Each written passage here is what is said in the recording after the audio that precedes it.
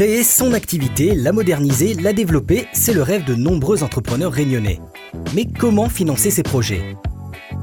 Grâce au FEDER, le Fonds européen de développement régional, Nicolas Namy a pu réaliser et financer les études et les recherches nécessaires à la création de son usine de méthanisation.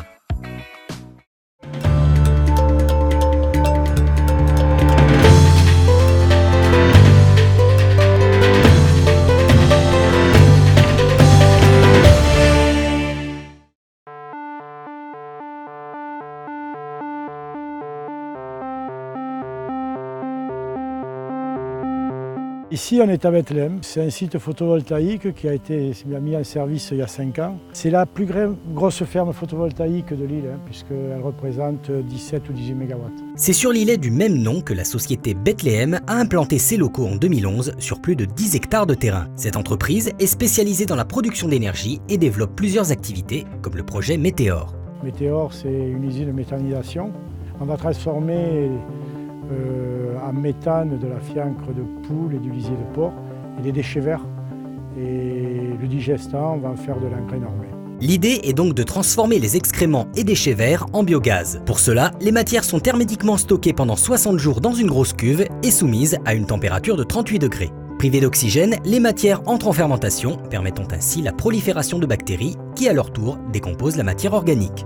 Les déjections sont alors transformées d'une part en un gaz naturel, le biogaz, et d'autre part en matière utilisable en engrais. Et pour que le processus fonctionne, il faut un savant mélange de lisier de porc, de fientes de poule et d'herbes coupées. Le total correspond à 15 000 tonnes chaque année qui vont être transformées, qui vont permettre d'alimenter en électricité à peu près 1000 foyers et qui vont produire 2000 tonnes d'engrais qui permettront de substituer une petite partie des engrais de La Réunion qui aujourd'hui sont intégralement importés. Donc l'idée c'est aussi de pouvoir créer une filière d'engrais locale sur l'île et d'être dans une économie quand même beaucoup plus circulaire et d'éviter de saturer les terres épandables qui sont très limitées à La Réunion et justement d'en faire une source d'engrais utilisable sur tout type de culture.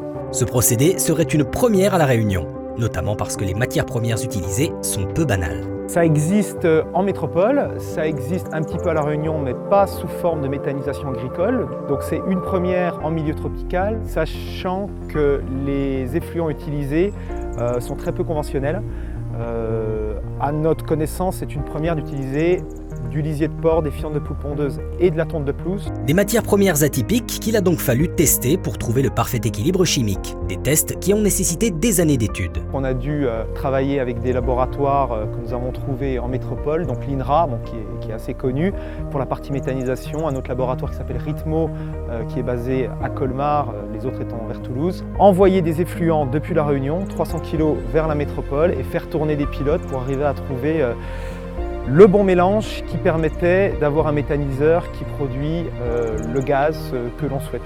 Des études indispensables mais coûteuses qui ont pu bénéficier d'un financement FEDER. C'était une fiche action soutien aux projets innovants et ça permettra de subventionner 45% du montant des investissements qui ont été soumis. On travaille sur trésorerie, donc il faut pouvoir quand même, on va dire, assumer les coûts pendant plusieurs années. Effectivement, même si votre dossier est validé, la subvention ne sera pas versée immédiatement. Il faut avoir de la trésorerie pour avancer les fonds. Mais la validation du dossier permet de rassurer les banques pour débloquer des prêts éventuels. Mais le FEDER permet de rétablir les fonds de la société et de pouvoir investir dans d'autres projets comme Abebous Papam ou d'autres sociétés sur lesquelles on se positionne en recherche. La mise en place de cette usine de méthanisation aura nécessité 5 années d'études. Les travaux devraient commencer d'ici la fin d'année sur le secteur de Saint-André. Si vous aussi vous souhaitez bénéficier du soutien du FEDER pour vos projets, rendez-vous au guichet d'accueil FEDER à l'hôtel de région ou encore sur www.regionreunion.com. Avec l'Europe, FEDER à nous!